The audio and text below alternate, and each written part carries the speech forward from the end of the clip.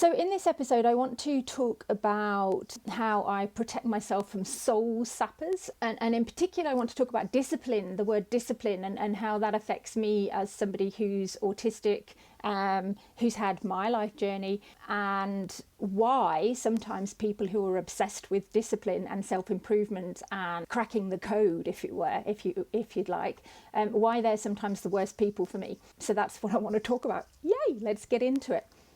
Hello, it's Amanda here from Suddenly Autistic. This is the video diary where I discuss and really process the reality that is being told you're autistic when you're already quite a way into your life's journey.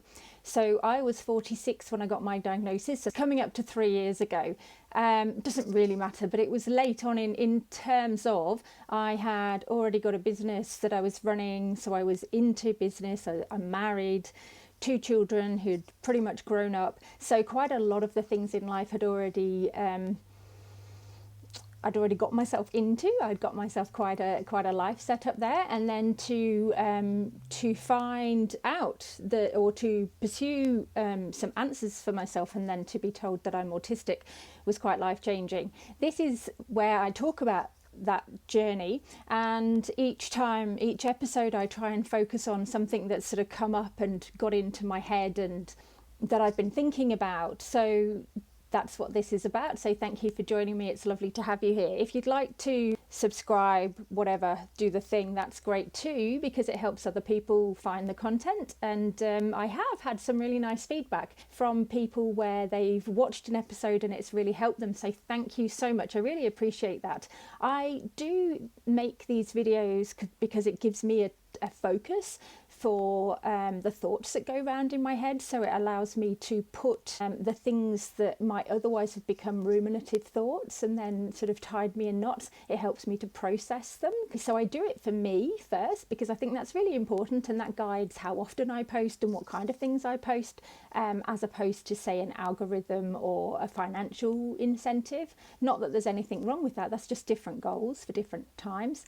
But also I do it for other people because I know how I had struggled for years and years and years thinking there's something wrong with me, or you know, what can I do better? How can I make this less painful for myself? And any time when I can share something that may or may not, that put it out there and it might help somebody feel a bit less alone or a bit less pained, or allow them to process something a bit quicker, that's great too. So that's what I'm here for. I'm going to start off with the end, which is what I do. There are always difficult people in life, whether it's their personality or a trait. I am a pattern seeker. I'm very much the autistic pattern seeker. I'm a scientist, a chemist in my daily life, and a lot of scientific work is about seeking patterns, making sense of patterns and whatever. So for whatever reason, I also find myself spotting patterns in people and people's behaviour, and trying to understand them on an objective reality way instead of a relational way. Now that's not necessarily good. I need to remember that relationships are more than just facts.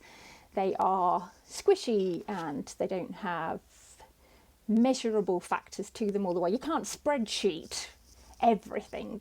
So there's that, but there's a lot you can. And so sometimes there are certain types of people, like I said, these ones who are quite interested in discipline and self-improvement and whatever, that can be an overriding feature of their personality at that time. And I really want to put that in first, that that life is not a static thing, that we're on a journey and people change. A leopard doesn't change its spots, that's a saying. So we have our innate character, but we're all, why did I do that then? Why did I pause? No, that's a thing, that's really interesting. When I say we don't change our character, I think that sort of caught me out there, because I don't believe we do. I believe we're born with our personality and our sense of who we are, but we can change quite dramatically throughout life because we're not always in a position where we can live our truth. There's a train going by. I live right by the trains. It's really cool. I can actually see it out my bedroom window. That's not a particularly nice train, I don't think, but we do have a really lovely train go by every now and then, so it's quite cool. So anyway, not all of us are safe enough to have our character loud and proud all the time. Not all of us are aware enough to celebrate our true character and put it out there. It's hidden. We don't know. We don't know who we are. We don't know who we want. And you might say, well, that's a funny thing. Well, how do you not know who you are? If you're one of those people, you will know by definition of never quite knowing.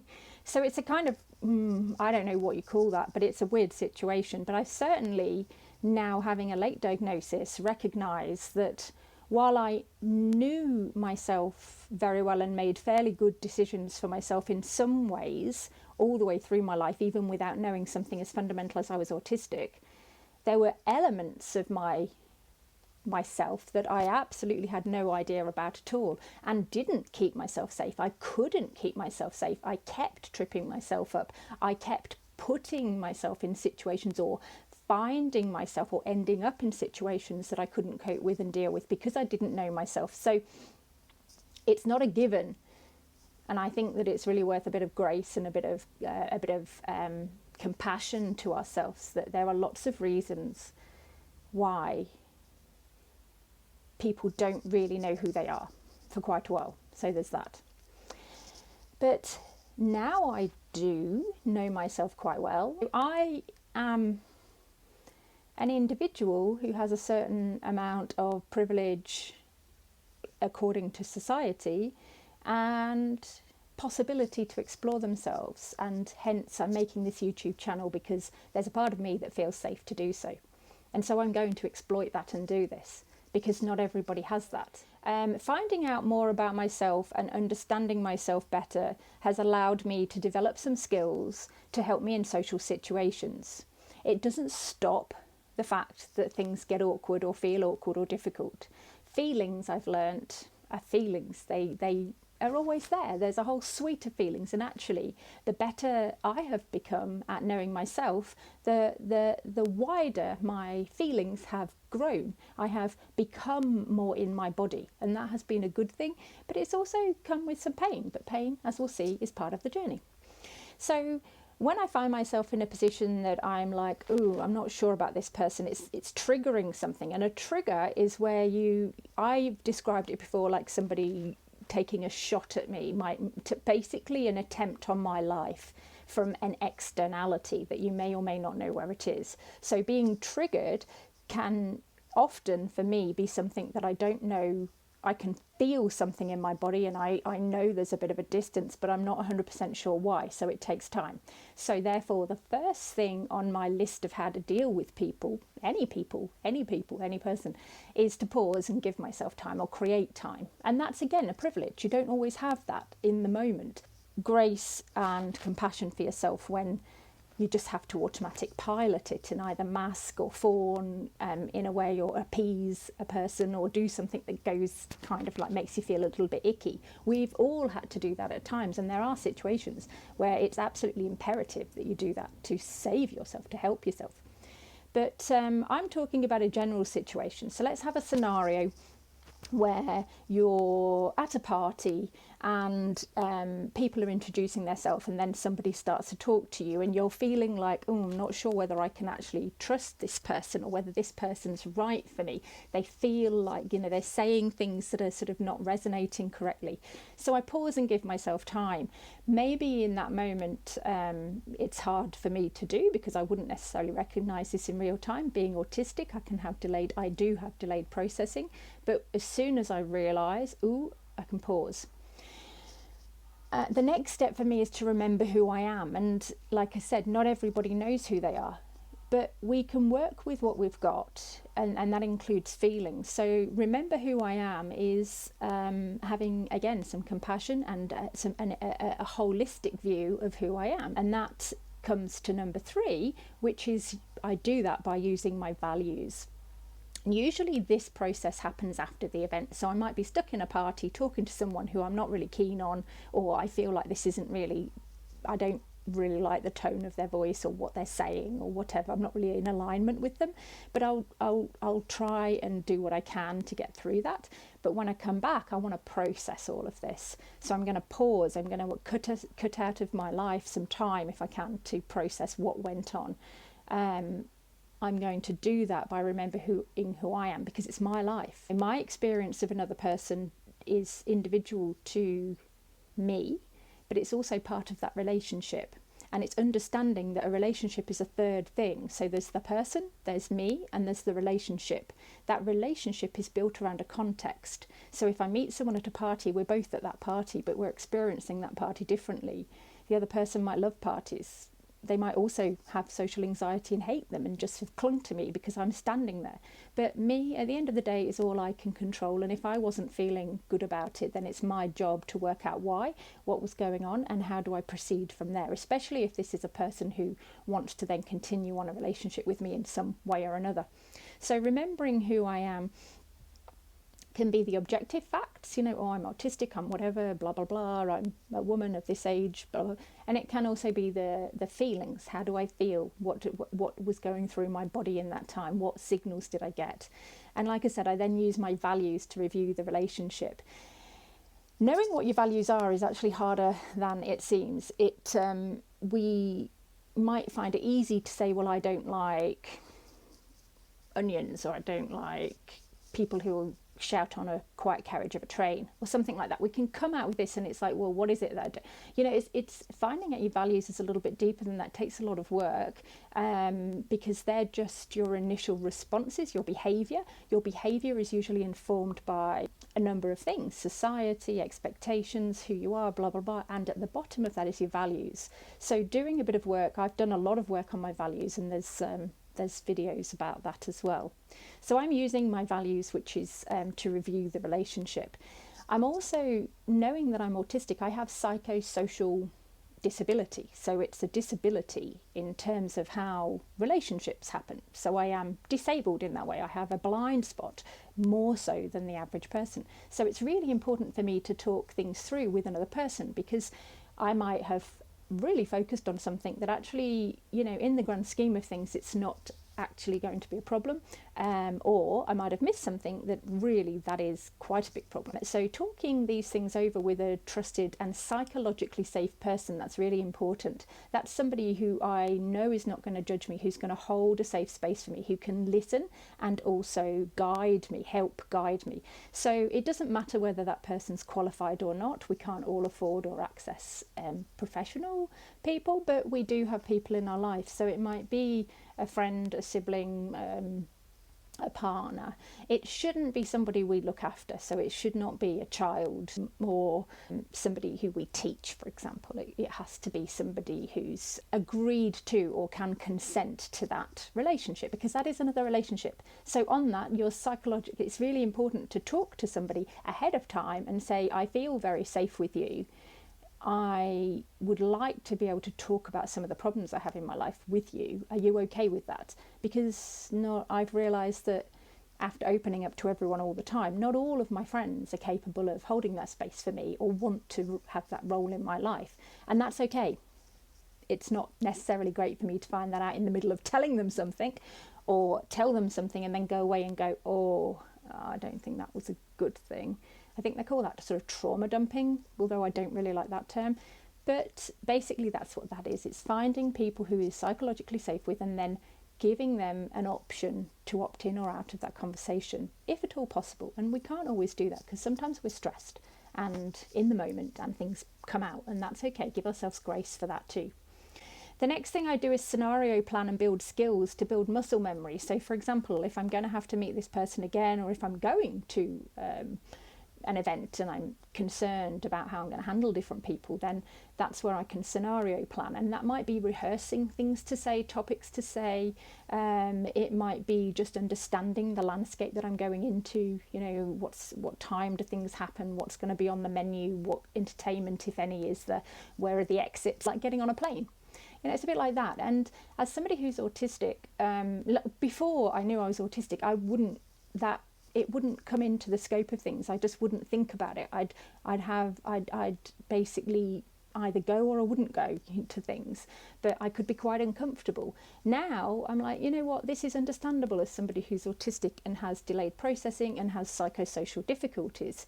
Plan ahead of time, think it through. There's no shame in that. That's actually a really positive thing for me to do, and it makes me a better person to be at that event, and then I have more of me available to create relationships and enjoy the dynamic of what I'm doing. So there's that. And then the last thing is to put what I've learned to the test. So the thing with life is that pain is inevitable. I think it is. I've got some slides on that in a second, but it is going to be painful to the point of possibly slightly mildly uncomfortable through to, oh, absolutely horrible and I need to go home straight away. Things can be painful or uncomfortable and difficult, but it's the process. While we're alive, we are engaged in a dynamic interplay with the world, with different places, different people, different scenarios. This is what enables us to grow. So what I have to remember is that it's all very well sitting on a computer and planning and making spreadsheets and writing notes and talking to a safe person about what you might do in a situation. There comes a point when you have to put it into play. You have to experiment and do it. And in order to do that, you have to feel a level of safety and preparedness. So rest, digest, whatever. So there's times when my resilience, my window of tolerance, I think is the phrase that they'd call it in psychology, my window of tolerance is low. Well, that's not a good place to put myself in a position where I know there's going to be challenges. But if I'm always feeling like I've got a low window of tolerance, then it's really important to learn how to build that window up, because that window will get smaller. If I keep chasing, I can chase it down. What I want to do next is really talk about discipline and how this sort of interplays with that. I was watching a podcast.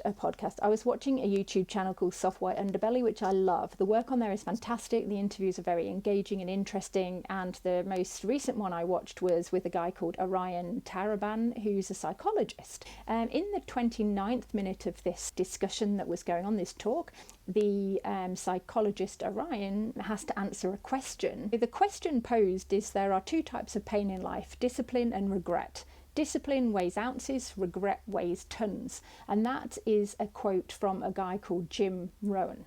That immediately felt like a trigger to me. It actually did feel like a real jab, a real painful jab. And the reason why is because I feel like I have a lot of self-discipline. I do. And I've had a lot of get up and go. I've achieved a lot of objectively hard things.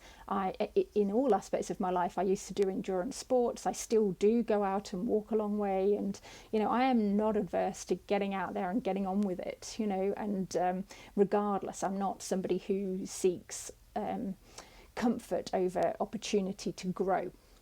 There's a lot of things going on inside of me when I hear this. There's two types of pain in life, discipline and regret. Discipline weighs ounces and regret weighs tons. And you might say, well, why, if you're someone who recognises himself as quite disciplined?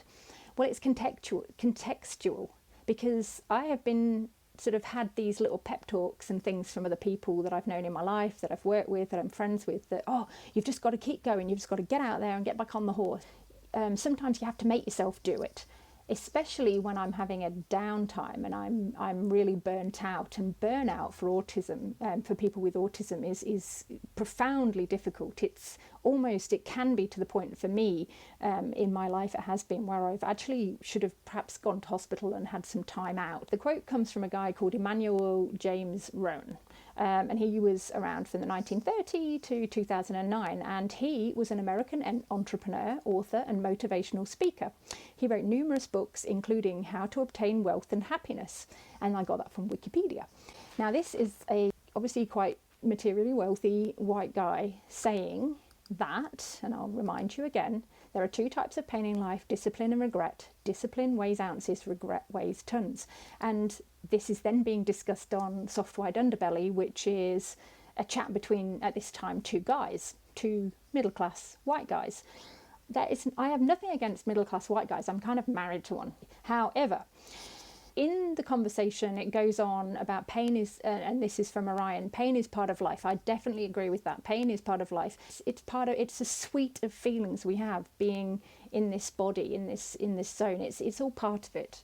And trying to run away from it is a problem, but running towards it is a problem. Accepting it when it comes on and then transforming it or trying to resolve it is less of a problem, potentially. And then it comes down to your pattern recognition, I guess. Orion in the podcast is saying choose, and this is all to do with that discipline versus regret, basically. And this made sense to me. He says it's best to probably choose a path that takes you where you want to go, as it might redeem the pain that you experience in order to get there. I.e., whatever you do, there could be pain. There's likely to be a bit of pain or discomfort. But as long as you're going where you want to go, you'll probably be able to reconcile that. It'll be worth it. There'll be a goal at the end that's worth it.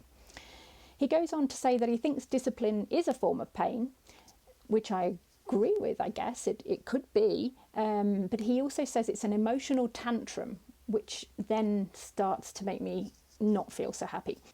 Discipline gets to that part of us that's still lazy, selfish, comfort orientated, deceitful and spiteful. He says, I think it's related to the unbound narcissism of the child. I don't like that at all. I don't like that at all. I don't like the fact, and I don't want to pick, I am going to, but I don't think it's fair. I think the whole episode was really good. There's a lot of good stuff in it, and it's by no means I'm now picking on the individual. But the words that are said and the way that they said them and the meaning, there's a meaning behind this, that discipline is adult, and basically keeping on is adult, and then not doing that is you going into your childlike, narcissistic, self-serving way, and that's bad. Now, first of all, I don't like it because children are not bad. Children are not, they don't have narcissism in the same way that we understand it in adults as a psychological an illness or a condition. We all have a sense of self, our egos, our pride, or who are we, what are we anyway, why are we who we are. But obviously there's pathological levels of narcissism too that are quite dangerous. And to say unbounded narcissism of the child is kind of towards that, children, they're so full of themselves. And you don't want to act like that when you're an adult. Look at you being lazy and selfish and just looking for comfort. The other thing I want to say is, what's wrong with being comfort orientated? Are we supposed to just go towards the discomfort? Discomfort is often in the Western way of mind associated with growth and striving and goal setting and achieving, and comfort is often sort of linked to being complacent and non-active and sitting down and basically just lazy, I suppose, which also comes up. And that's not true either. That's not necessarily true either. What I'd like to say in all of this is it's contextual. There are times when discipline, as in just get up and get on with it, is the best course of action to get you to where you want to go, emotionally, spiritually, physically, whatever. And that does come with a sense of, might come with some duty, it might come with whatever. Just something as simple as washing the dishes after a meal. I made a dinner last night. It was really nice. I enjoyed doing it. I was doing some of the dishes as I went because we only have a small house. And then at the end, I was like, now I've got to, get straight up and do the dishes again. I didn't really want to do it. And actually, I didn't. My husband did it, which is great. But I would have done it. I would have ensured that it got done some way or another. And that's discipline. I was going to do something or make sure something was done that I didn't particularly prefer to do or want to do, but it would get me to a place that I wanted to be, which was that the house felt comfortable afterwards, and it was something I can be proud of and that I didn't feel overwhelmed at, and in the morning I wouldn't have to then put my hands in that yucky water because it was all done. So that's a situation where, I mean, if I'd have just gone, stuff it, I'm just going to pile them all up, then maybe, yes, that's me being a little bit lazy and childlike, but not narcissistic. These words do mean stuff, and this is the narratives we have in our head are very powerful. And when I say, how do I avoid soul-sucking people? People who see discipline in this way are not good for me because I have disabilities. And sometimes my discipline, me being disciplined, does not look like it looks like this selfish, lazy, comfort orientated, and then they're like, why don't you just go out and do it? When it's not, it's me being right for the context I find myself in. Discipline comes from a Latin word for pupil. Disciple, and this is also a conversation that Orion goes on a little bit later in the podcast at 32 minutes. Disciple as well is linked to that word. It's about learner, it's about learning, it's a process. So both disciple and discipline come from the same word, and discipline is not about beating ourselves up and putting up with shit. Discipline is actually about learning. So the etymology is all about learning. And for me, as somebody who's found out they're autistic and who likes to do stuff, I like to learn stuff, but discipline for me is about balancing my doing and being. So human being, don't have to do anything. You are a human being. You're alive. So I can be a good human being, and sometimes I need to by resting, allowing myself extra time to digest and process, stepping away from the world, shutting down even, being in a little thought tunnel or bubble that's not that productive. Maybe not doing the washing up straight after dinner. That could be part of it too. It doesn't mean that if you don't do it, you're a bad person. It's all contextual. What's going on? What's more important? Where are you in the world? Balancing, for me, the being and the doing. So the doing is that experiment. So like I said in the beginning, I've got my checklist. Now, if all I ever did was just go round and round in circles thinking of perfect strategies so that when I meet people, I'd have all the answers, I wouldn't be having discipline. I wouldn't be disciplined because I'm not completing I'm not progressing, I'm just ruminating. So ruminating is a way of being that's not disciplined in a way, and I have done that in the past, and now I'm making these videos to try and break that cycle a little bit for myself. But I need to balance those two things because I need to allow myself time to process, and my time to process and how I do it looks differently to other people's. I need time to sleep. Sometimes I need time without people in my life, and that again might be me being a human being instead of a human doing for longer or in a different way to other people. That's the problem I have with discipline. Context is everything. So I protect myself from people who are going to sap my soul by taking some time out to process and going through my checklist. There are some people out there for whom things like discipline and goal-orientated behaviour and success and whatever, they have very narrow, or what being an adulting is a big thing at the moment. Well, you're not adulting right because you can't answer your phone or you can't do this. These are things that I struggle with and I do feel ashamed about, but these things happen and it's understandable. I have to find a way of progressing, but it's not through lack of discipline. But it will look like that if you only measure discipline one way. This is all about context. So as somebody who's found out that I'm autistic, before I knew, I did have towards a little bit of a more black and white or more concrete ways of understanding things. And while I could understand the nuance of relationships and people, and I was quite forgiving and accommodating of people's differences, I had quite narrow understanding of what, say, discipline would mean. And I probably was the kind of person who would now trigger me. I was triggering myself because I'd beat myself up for not being able to, why can't I just do it? Context is everything. So we need time to rest and digest. We need time to recover. We need time to care for other people and to put our priorities on hold a little bit, or take a deviation, or bring someone along with us sometimes because we still have to get where we need to go, but we've got to carry this other person too. That takes more energy. We need time to play. We need time to form relationships that aren't, they're just for the sake of the relationship. It's just a nice thing. We just like it. We need to make time to feel our bodies and our pain and look after ourselves better, and all of the things. And we also need to work on things that are bringing us down and triggering us. So our trauma. Soul-sapping people for me are people who have almost look and feel like they've just come out of a self-help seminar. They've read all the books, they've got all the lingo, they're very sort of black and white or secure. They know what it means to be disciplined. And very often I find those people are not able to shift contexts or to be malleable in that. Like I said, life maybe my purpose in life now as someone who's a late diagnosed autistic is to balance the being and doing. Life is a process. The purpose of my life is to live my life and to get out there and to learn and grow and enjoy and feel, and that includes pain. I don't want to feel too much pain, but if I'm running away from pain, if I'm making decisions to minimize in my life so that I don't feel any pain, or I try and avoid it or whatever, then that's not necessarily living to my values either. So that's what I wanted to say. It's been a fairly decently long video, but if I go back to the beginning, so again, if I meet people now that I think they might sap my soul or whatever, and this isn't about categorizing people into good or bad. Everybody's good in the right context. So it's about keeping that contextual reality. I go through my list and then put my things into practice. Doesn't work, I come back and try again. Sometimes it's not about having that person in my life, at least not in a big way. So that's an option too. That is a resolved experiment. That is an outcome.